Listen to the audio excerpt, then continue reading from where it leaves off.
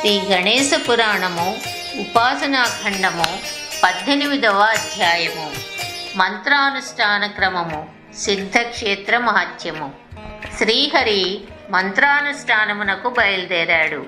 సర్వ సిద్ధులనొసగే సిద్ధక్షేత్రమనే పుణ్యస్థలము చేరుకున్నాడు. విధి విధానంగా ఇంద్రియాలు నిగ్రహించి హృదయ పద్మమందు గజాననుని ప్రతిష్ఠించి మానసికోపచారాలతో స్వామిని అర్చించి 100 సంవత్సరాలు మహామంత్రమును జపించాడు. గణేశుడు సంతుష్టి చెంది కోటి సూర్యప్రభలతో శ్రీహరి మ్రోల సాక్షాత్కరించి, ఓ హరి, నీ తపస్సుకు మెచ్చాను, నీకు కావలసిన వరాలు కోరుకో అని చెప్పాడు. అప్పుడు శ్రీహరి గజాస్యుని ఇలా స్తుతించాడు. బ్రహ్మేశానామింద్రముఖ్యాశ్చ దేవాః యం త్వాం ద్రష్టుం నైవ శక్తాస్తసోభిః తం త్వాం నానారూపమేకస్వరూపం పశ్యేన్యక్తావ్యక్తరూపం గణేశ.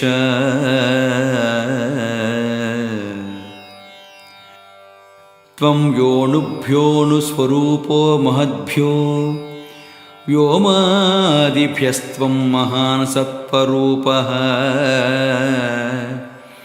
సృష్టిం చాంతం పాలనం త్వం కరోషి వారం వారం ప్రాణినాం దైవయోగాత్. వారం వారం ప్రాణినాం దైవయోగాత్. సర్వస్యాత్మా సర్వగః సర్వశక్తిః సర్వవ్యాపీ సర్వకర్తా పరేశః సర్వద్రష్టా సర్వసంహారకర్తా పాతాధాతా విశ్వనేతా పితాసి. పాతాధాతా విశ్వనేతా పితాసి. దీని అర్థమేమనగా, ఓ దేవాది దేవా, బ్రహ్మ రుద్ర ఇంద్రాది దేవతలు సైతం నిన్ను దర్శించలేరు. నీవు నానా రూపధరుడవు, కానీ ఏకరూపుడవు. వ్యక్తావ్యక్త రూపుడైన నిన్ను నేను దర్శించగలిగాను. అది నా భాగ్యము. నువ్వు అణువు కంటే అతి సూక్ష్మ రూపుడవు. ఆకాశాది పంచభూతముల కంటేనూ మహారూపుడవు. సృష్టి స్థితి లయకారకుడవు. సర్వాత్మస్వరూపుడవు. సర్వవ్యాపకుడవు. సర్వశక్తి సమన్వితుడవు. సర్వకర్తవు. సర్వద్రష్టవు. సర్వసంహారకర్తవు.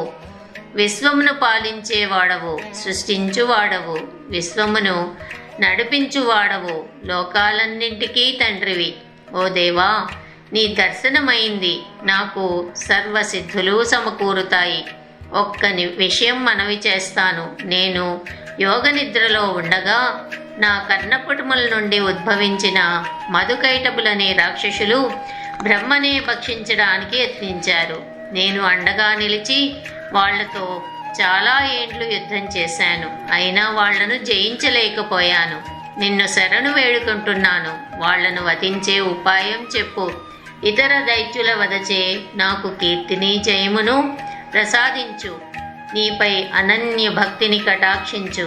నీ యందు భక్తిభావం చేత నాకు ముల్లోకాలను కీర్తి కలుగునట్లు అనుగ్రహించు అని అచ్యుతుడు గజాననుని అర్థించగా, ఓ హరి, నీ కోరికలన్నీ తీరుతాయి. నీకు బలము, సిద్ధులు, కీర్తి కలుగుతాయి అని శ్రీహరికి వరములిచ్చి గజాననుడు అంతర్ధానమయ్యాడు. అంతటా విష్ణువు అమితానందంతో ఆ ప్రదేశంలో చక్కటి దేవాలయము నిర్మించి అందు గణపతి విగ్రహంను ప్రతిష్ఠించి స్వామికి సిద్ధి వినాయకుడని నామకరణం చేశాడు. శ్రీహరికి అచ్చట సిద్ధులు ప్రాప్తించాయి కాబట్టి ఆ ప్రదేశమునకు సిద్ధక్షేత్రమని పేరు వచ్చింది. వినాయకుని వలన వరములు పొంది విష్ణువు తిరిగి ఆ రాక్షసులతో యుద్ధానికి తలపడ్డాడు. చాలా కాలం శ్రీహరికి మధుకైటబులకు హోరాహోరీగా యుద్ధం జరిగింది. వాళ్ళ యుద్ధ నైపుణ్యానికి సంతసించి విష్ణువు వాళ్ళనేమైనా వరాలు కోరుకోమన్నాడు. అంతటా ఆ దానవులు, ఓ హరి, నీ యుద్ధ చతురతకు మేము సంతోషించాము, కావాలంటే నువ్వే వరాలు కోరుకో, అనుగ్రహిస్తాము అని బదులు పలికారు. అందుకు శ్రీహరి, సరే, మీరు నాకు వరాలు ఇస్తామన్నారు కదా, మీరు నాచే నిహతులవుదురుగాక, ఇదే నా కోరిక అని అన్నాడు. అంతలో జగమంతా జలమయమైంది. అది చూసి మధుకైటబులు, దేవా, నీ చేత వధింపబడ్డం మాకు శుభమే. అంత్యకాలంలో విష్ణు చింతన కలగడం ముక్తిహేతువు కదా, అందుచేత నువ్వు మమ్మల్ని నీరు లేని చోట వధించు. వెంటనే శ్రీహరి వారిద్దరినీ తన ఊరువులపై ఉంచుకుని తన చక్రంతో వారి శిరస్సులను ఖండించాడు.